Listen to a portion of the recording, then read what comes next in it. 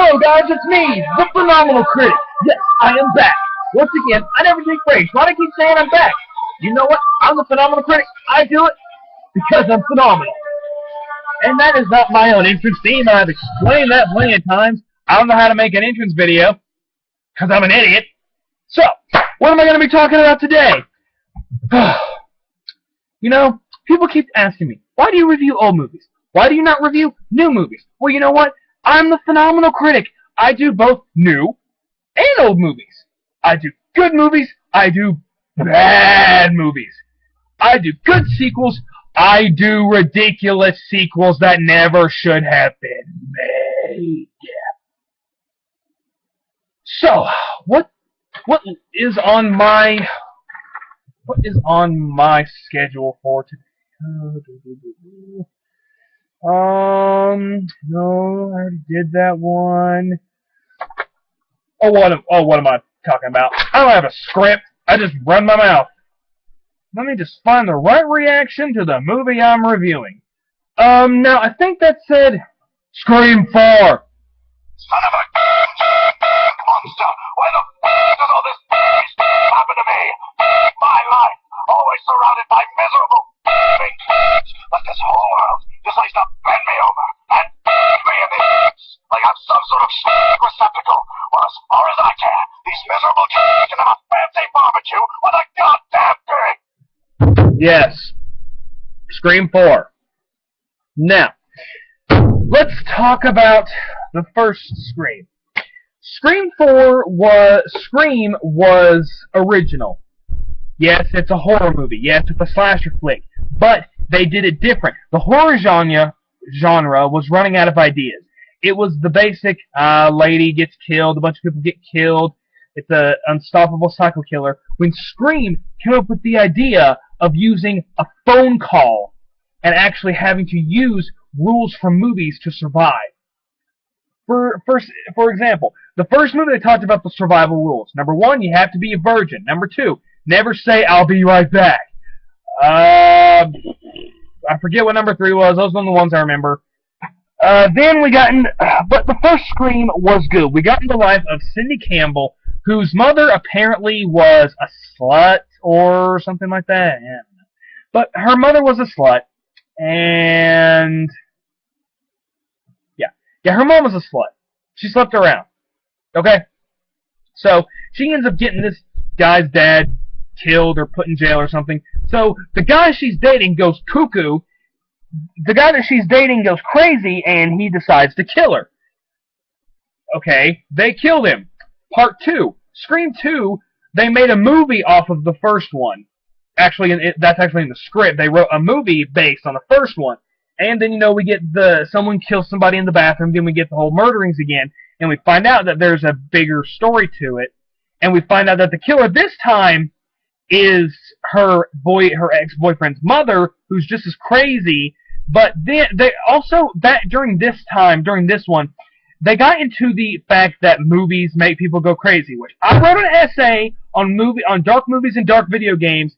They do not make people crazy. Okay, we're already crazy. People are already crazy and violent. Don't blame the movie or the video games. Control what you let your children watch, Nimrods. Anyway, so, yeah, and one guy who, I think it was the guy who plays Tony DiNozzo in NCIS, he was crazy too, and he was one of the killers too. Scream 3, we get more of that, we get more developed, we get more of we finish the story. We finally finish the story of why people are coming after Cindy. People are coming after Cindy because, or this particular killer is coming after her because the killer in this movie is her brother. He got pushed aside, you know, like, had a son with another man, didn't want anything to do with him, goes with another man, has a child, wants the child. Yeah, he's basically a psychotic jealousy person. It's like, I should have had the life. I'm going to kill you now. Now we get into Scream 4. Holy crap. Scream 4 had no reason to be made. It's not that bad of a movie, but it's ridiculous. Okay, I mean, you know, they start showing all the movies in the Scream movies. They're known as the stab movies, and they based the first three off Cindy's life. And you know, she said, if you keep using this, I'm going to sue you. And so they decided to make up their own stuff. Well, the beginning of the movie starts out with these people watching a stab movie, and that's how a bunch of them kicked off. They would be talking about each different stab movie, and they would have their own plot. When indeed, when people were watching the last one, someone actually got killed. And Cindy has wrote a book, Coming Out of Darkness, or Out of Darkness. She's coming back to her hometown, and she's staying with her cousins. And all of a sudden, people start dying. People start getting killed. And we already have the suspects. We have the girl who played Addie in on Fabulous. She's in this movie, along with a bunch of hot chicks, a boyfriend, Dewey, and Miss Gail Weathers or something like that. I don't remember her name, but she played on Friends. We have all the original characters back, and it's been years. It has been years since Cindy has been back. Actually, I forgot to mention that. In the first movie, Cindy's in her hometown. In the second and third, she's not. So she's coming back after all this time. And when she comes back, people start dying again, and everyone's blaming her for the death, saying, oh, she's the angel of death. Whenever she's around, people dies. And the killer is saying, you know, you're going to suffer. What do you want from me? I want you to suffer before I kill you. And so, you know, we get a bunch of arguing between, a lot of arguing between Dewey and his wife, and we get character developments from the kids, because, you know, they're having to focus on different characters. They're having to focus on other people instead of the original characters, but they're also focusing on the original characters. Now, the reason why people are getting killed and why they're wanting to torture Sydney, her cousin, yes, I'm giving away spoilers if you haven't seen this, if you haven't even watched these movies, her cousin is jealous because her older cousin is getting attention. Yeah. Okay, we get some recap from the first movie about like how the first movie began when the girl picks up the phone for the first time and screams, starts asking her questions, and kills the boyfriend and then kills her. And we find out that the kid who was tied up in the chair, he's one of the killers. There's three. There's three killers in this one. We have the cousin, we have the boyfriend. Well, we have the cousin's boyfriend, but, yeah, there was three. I can't remember who the other one was. Crap. Huh. Probably should have known that. But anyway, you know, it's about all the technology and stuff, and, you know, Gail is trying to make her, she's not a reporter anymore, so, you know, she's trying to build her own life by writing a book. And she can't think of anything, and, you know, since Cindy has made her new book, she's wanting to make another one, and, you know, go all global and stuff. When her husband, Dewey, has a partner, and it's a crazy blonde chick. And when someone gets sent to the hospital for the first time, we see her and the chick meet face to face. Except they do it like where her face was covered. Okay, now, I'm not that good at telling if someone's killing or not. Other people are better at this than I am. So my first speculation, okay, this is obvious. It has got to be the blonde chick. It's got to be the blonde chick because, you know, she's going to be upset that Cindy didn't remember her, and we're going to be stupid and go blah, blah, blah, blah, blah, blah. But no, that was my first guess. I was wrong. Shocker. So, anyway, we start, you know, how people start dying, and, oh yeah, and the girl who played Addie is having this relationship problems. The boyfriend keeps wanting to get back with her, or some crap like that. I don't know. I was like, okay, get to the end, please. I just want to know why the people are killing people. I don't care. Okay? I don't care. And so, I mean, normally when you watch a horror movie, you're like this. Oh, man. Oh my gosh. Oh, man. Get out of the room. Get out of the room. And then all of a sudden, and then when you go to a really boring one, you're like, okay. Why are you killing people? Just leave the chick alone, for goodness sake. Let her have like 5 minutes of breathing time and build a life instead of going, yeah, I'm gonna kill you, Cindy. I'm gonna make you pay something that you did, and I have no idea what I'm doing. Yeah, it was pretty freaking retarded. Okay, I'm just going to point this out. When your cousin, or when you are a murder victim, or when you are a survivor of a massacre, yes, you're going to get a lot of attention, but it's not the kind of attention you want. Name one person who wants to be like, what was it like? What was the killer like? Was he tall? Was he mean? Did he make you pee yourself? Yeah, you don't want that kind of attention. Who loves having paparazzi? Well, besides Paris Hilton, but you know what? She's a dumb blonde with fake tits. Anyway, so, I mean, who wants people going up to, excuse me, what was it like being a survivor from a murder victim? Excuse me, can you tell us what it was like knowing that your mother was like this? Can you tell me, yada, yada? Who wants a life like that? Nobody. So, yeah, when we find out that the cousin's the killer, I'm like, really?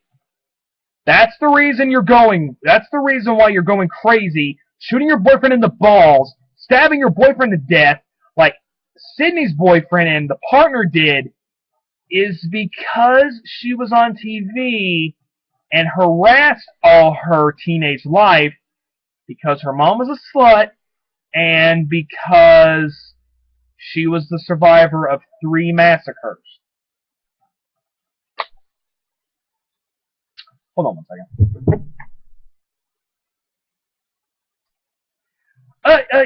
Yes, excuse me. Is this the producer for Scream 4? I just have one question. What were you thinking? Yeah.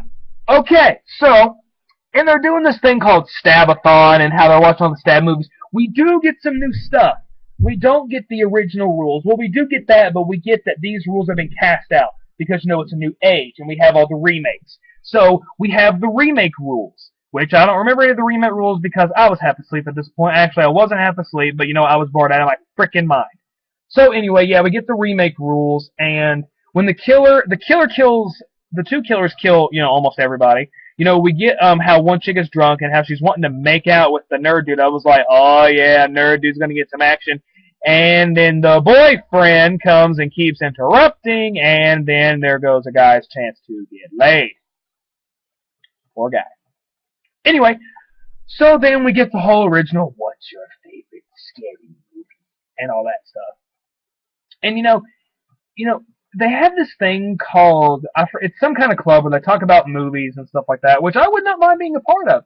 You know, they have her in there and they're asking her about her life and stuff. And this one guy has like this webcam on his face, you know, he's recording everything.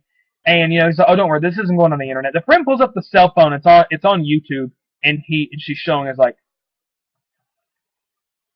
So yeah, anyway, we're getting the whole interview, and you know, people are getting murdered, and Gail's trying to go back to her roots, being a reporter again.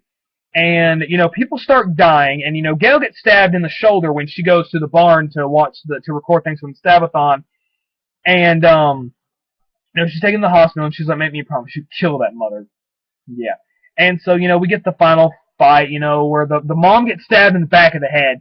And I was like, oh, there goes the mom. Why are you killing the mom? And so then, you know, they're saying, you know, it's surprisingly how people die around you, the angel of death. And so then we get the whole entire reason. The chick who played Addie is wanting attention. Do you know what it was like growing up in this family? I mean, on and on about how Sydney survived this. Shut up! I never got any attention. I actually had to grow up. I didn't get pampered or nothing. I had to learn the hard way. Yeah, my cousin's a survivor, a murder victim. My cousin's on TV. I should be on TV. That should be me. That should be me. Yeah, grow up. So, yeah. She does the whole cliche. She shoots her boyfriend in the balls, and then shoots him in the head. And then she's like, oh, yeah, we bring it. She's wanting to be exactly like her. Yeah, when again does someone want to be in a massacre, be the survivor, and have a boyfriend to screw with you? I swear, you have no life. You're just psycho, and you're criminally insane, and you need to be locked up or killed, or, you know, just die. So anyway, they do that. She shoots she shoots Sydney in the stomach, which I'm like, oh, don't kill Sydney. She's a survivor. And then we get the most screwed up thing I've ever seen in my life. After Addie kills her boyfriend, her actual one, she hurts herself. Yeah, she's trying to make it to where she survives and she's the hero. By stabbing herself, pulling her hair out,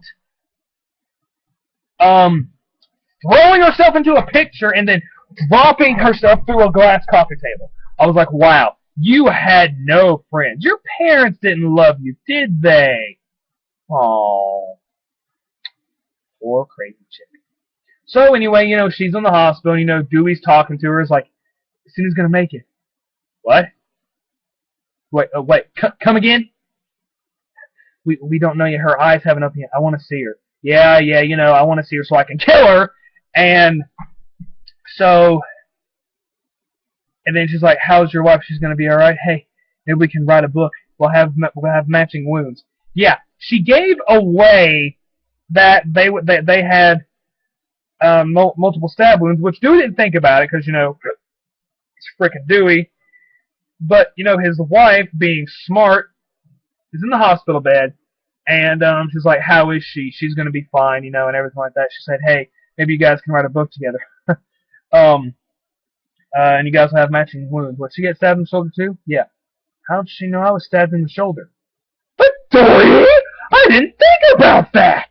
So then he realizes, oh crap, we got something mixed up. We got something wrong. So he runs back in there, and she takes a silver toilet and beats Dewey in the head with it 1,000 times after she goes into the room with Cindy. She's like, why won't you just die?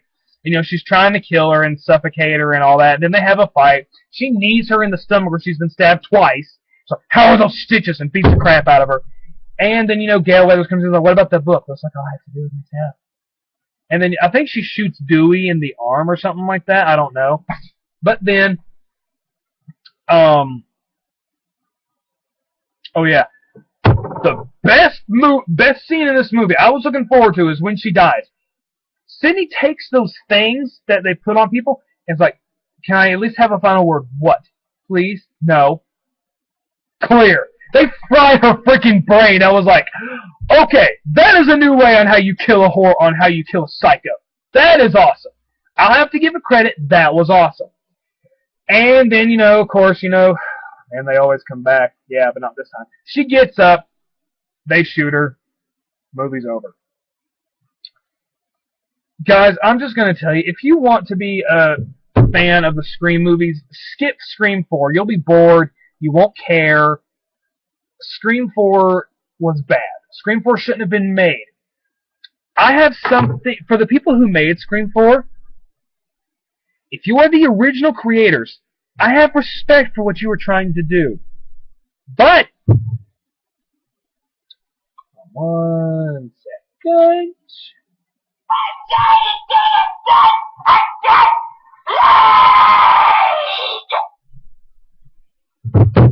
So, until my next review, guys, I'm the Phenomenal Critic, and people, if you want to make a good sequel, have it make sense, and don't have it be a piece of crap that you won't even be able to pass out of your own butt. I'm the Phenomenal Critic. I review them because I'm phenomenal.